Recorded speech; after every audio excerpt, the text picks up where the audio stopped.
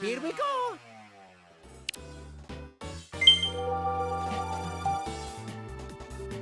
Hey everyone, AquaTwist here.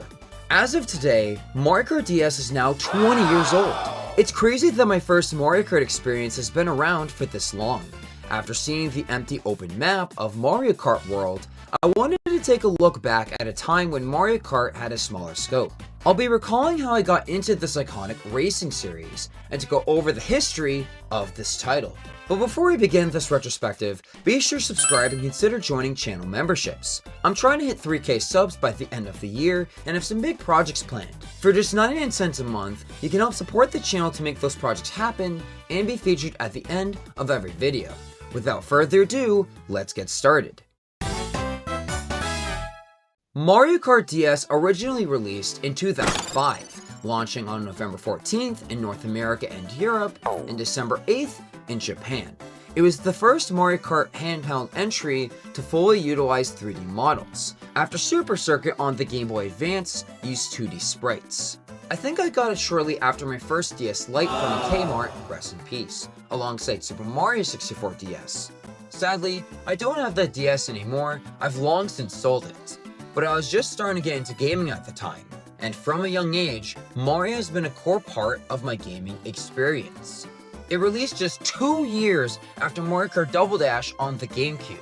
It's easy to forget most Mario Kart games came out so quickly back in the day, alternating between the console and handheld entries. Mario Kart DS, Wii, 7, and 8 had a 3-year gap between each of them, and this was broken with Mario Kart 8 Deluxe in 2017. DS is also the first entry to use the new logo design used for the series to this day. It's shocking to see that it was supposed to use the typeface used in Double Dash, with a DS slapped next to it. While the final logo looks sleeker, the original style evoked more of that Mario fun associated with the main series. Then again, with dozens of Mario spin-off series out there, from Mario Party to Mario Sports, the new logo change was necessary to separate Mario Kart from the rest of the spin-offs. Pivoting the logo design towards a racing aesthetic may have also contributed to Mario Kart's explosive sales, where every entry has sold tens of millions of units, 8 Deluxe especially. With Mario Kart being a juggernaut nowadays, it's no wonder the core Mario ride at Super Nintendo World, Bowser's Challenge, is based on Mario Kart and not the mainline games. Despite only coming out 2 years after Double Dash, DS greatly evolved the series forward with some staples we would see for the rest of the franchise. Any racer can choose any kart, regardless of weight class, which was removed in Wii. It pushed the series forward towards giving players more options in their playstyle, adding more variety to the racing experience. It was also the first and only mainline Mario Kart to offer Mission Mode, 63 different missions spread across 7 different levels to play through. Revisiting Mission Mode earlier this year inspired me to make this entire video, because I never finished it as a kid. I dabbled through most of the earlier stages, but could never understand the drifting mechanic for years, so I couldn't get past the first few missions for some time. But this goes to show how the skill of drifting was a core focus in the older Mario Kart titles, and was made easier in the later entries. In DS, drifting was essential for being the best and fastest on the racetrack. People have taken the drifting mechanic to its limits in speedruns with snaking, an advanced technique where you can chain multiple drifts together. Look at how impressive this is.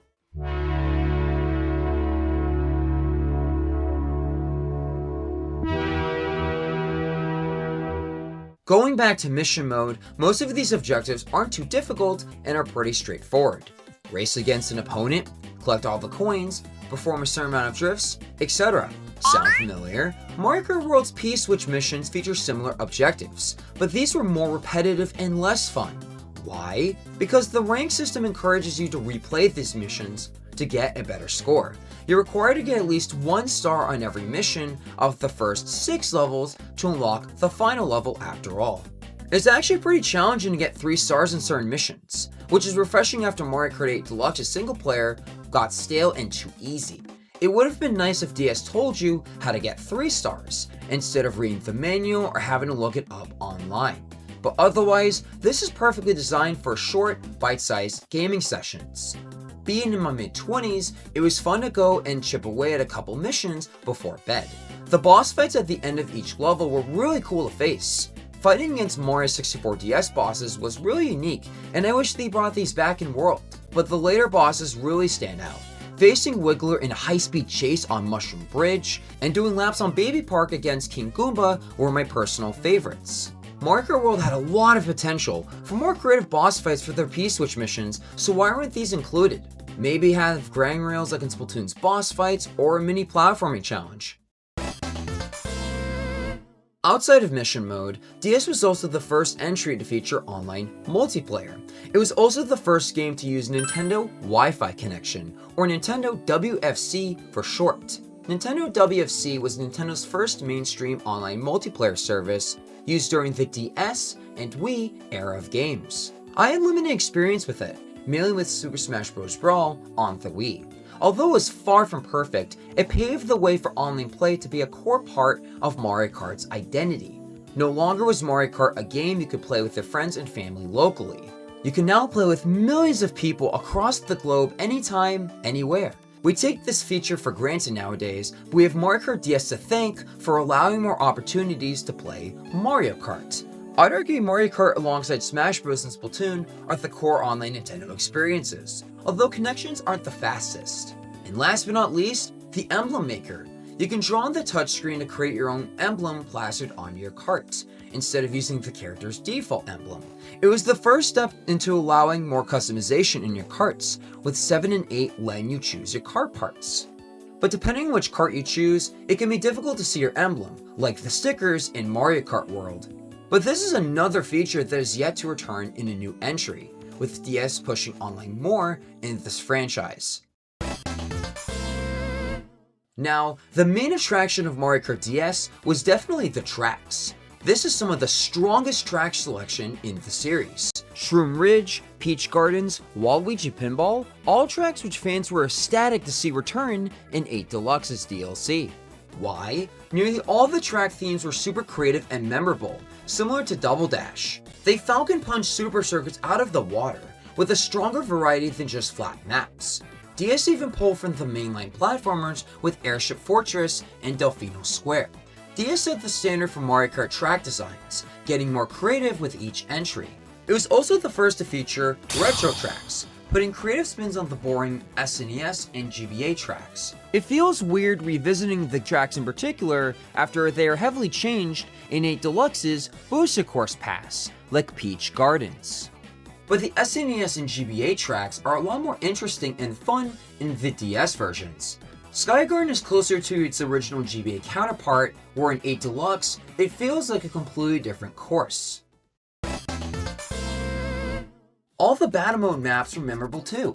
I loved playing on the DS console itself as a stage, with the angled playing field and lack of barriers. The GameCube stage in Double Dash is the only other time you could play on the Nintendo console. I wish we could see these again. Imagine if we could drive on a Switch too. Console designs make for some fun battle mode maps with their large open spaces, letting the most chaos ensue. But I also really enjoyed Palm Shores. The changing tides constantly shift the terrain, forcing you to pivot your strategy on the fly. Tart Top was another fun one. Food-related courses are always appetizing in Mario Kart games, especially when they're sweets. It was satisfying to go up the giant ramp and grabbing item box at the top. Pipe Plaza was also interesting for going back and forth at different levels, emphasizing verticality more than the rest of the battle maps. Battle mode itself was decent, though limited by today's standards. Balloon Battle was more of the same, but DS also featured Shine Runners, where you needed to get as many shine sprites as possible. I always preferred this mode to Balloon Battle, since it was easier for my kid brain to understand. But regardless of which track you're playing on, the map can be displayed on the bottom screen. This was only implemented in DS and Mario Kart 7, making it easier to predict the shells that are coming towards you.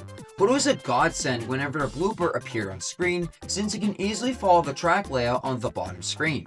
I remember always seeing past the blooper ink on screen as a kid, but as I've gotten older, I've struggled with this, and it was especially difficult when revisiting DS. But Battle Mode featured one of Mario Kart DS's best features: download play. Want to play with your friends? Easy. Only one person needed a copy of Mario Kart DS, and up to 3 other people could join their DS's for free. Download play was incredibly genius for its time, and still one of the best multiplayer experiences Nintendo's ever produced. It made games more easily accessible to people who didn't own them. I experienced the joys of this a few years ago with Mario Kart DS. I played it via download play and loved it so much I bought my own copy. It was the defining feature of the DS family of systems, also being supported on the 3DS. Nintendo didn't bring back this feature until the Switch 2 with Game Share, which feels like a downgrade. The Switch 1 being a handheld console hybrid de-emphasized the handheld focus from the DS family, as multiple players can still play together on the same system. However, only a portion of the game was downloaded to your DS, enough to be playable. Shy Guy was the only playable character in download play, and exclusive to that mode, where you had an action replay and used the right cheat code. That's what I did, based on this old time trial record I found on my save file. It took until Mario Kart 7 until he was added to the official roster. I'm surprised he wasn't made an unlockable character originally, since they gave him a full portrait in 3D model. Then again, it would have made the roster an uneven 13 characters instead of 12. Speaking of which, this is a great time to talk about the roster before wrapping up. DS was an upgrade from Super Circuit's roster, adding the iconic Daisy and Waluigi alongside series staples Mario, Luigi, Peach, Toad, Donkey Kong, Yoshi, Wario, and Bowser. No complaints, but also nothing crazy like King Boo or Petey from Double Dash. Except, wait, Rob is in this game? As a kid, I always knew he was a character I was missing because of the one less character slot. I didn't get to properly unlock him until earlier this year. He's in the running for most unexpected character in the series, and I thought Pinkle, Peach, Cow, Don-chan, and Pac-Man were crazy enough. You had to get first place in every cup across all CCs to unlock him, which was no easy feat for my kid brain. After focusing on Switch 1 and console games throughout my teenage years and early 20s, another childhood dream of mine was finally achieved. Staying up late before work, laying in bed, and seeing him with the unlock raw message after beating the final cup felt incredible. His cards are some of the weakest of the whole game, particularly raw legs and raw balls. And after you've unlocked him and gone first place in all cups, the title screen changes. Until recently, I thought this was just promotional key art and not from the game itself. I love this. All characters are on screen with Mario off to the side. This image alone is nostalgic for a generation of Nintendo fans, if this old community post proves anything. And what a perfect reward for seeing this game through to completion. Going back to the art style real quick, I wanted to pivot and talk more about the game's unique art style. It has this nice hybrid between 2D sprites and 3D models that you don't really see in games anymore outside of indies. It still holds up to this day despite its limitations, with this nice blend of 2D sprites used for the UI and text and portraits, as well as the low poly 3D models. And it's not just nostalgia. There's something cute and nice just seeing this more gamey looking game, instead of seeing all the sweat pores on Leon Kennedy's face in the RE4 remake or something, I don't know. But going back to the art for a second, I wanted to pivot and talk about Nintendo's old website design, especially when this game came out. Back in the day, Nintendo used to make an original website for each of their first-party games they released. Nowadays, if you want to go on, let's say, Splatoon 3's website, you have to go as part of Nintendo's main website. It doesn't really feel separate. It just all feels like one big marketing push for the Switch and Switch 2, and it's not really exciting. But back in the day, you could go on New Super Mario Bros. DS's website and be mind blown by all the cool designs. It was just really cool seeing how these things were themed around the particular aesthetics of the games, with a nice big blue background and the yellow buttons, and seeing all the different sound effects and the way you could hover between everything. It really evoked this early age of the internet that really feels lost in the modern day, and it really breaks my heart. Nowadays, web designers and UI designers have to accommodate for mobile device design, especially with more people using smartphones as replacements for computers. I wish they could bring these back, but I know it's probably not going to happen. Once again, it's just another bygone era of the internet. Over 20 years later, Mario Kart DS still holds up incredibly well, especially compared to earlier entries in the series. Its innovations of mission mode, online multiplayer, and download play made DS a turning point in the franchise. Being the pioneer of these features led to the phenomenon of Mario Kart Wii in 2008, another beloved game by fans. And while its younger brother sold much more and had a larger online scene, it wouldn't have happened if DS didn't exist. Even with Nintendo WFC shut down as of 2014, Mario Kart DS has the perfect amount of content to keep players engaged. This hybrid between 2D sprites and 3D models gives the art style a unique charm, which is starting to make a comeback with indie games. And while different from Mario Kart 8 Deluxe and World, the driving physics still feel natural, compared to earlier entries, especially 64 and Super Mario Kart, which feel cumbersome to play now, at least for me. 2005 had dozens of iconic titles, like Resident Evil 4, Animal Crossing Wild World, and the original God of War. But to me, this was the best game to come out from that year and still holds a special place in my heart. Thank you Mario Kart DS for donning a lifelong love of the Red Plumber on wheels. Thank you so much for watching.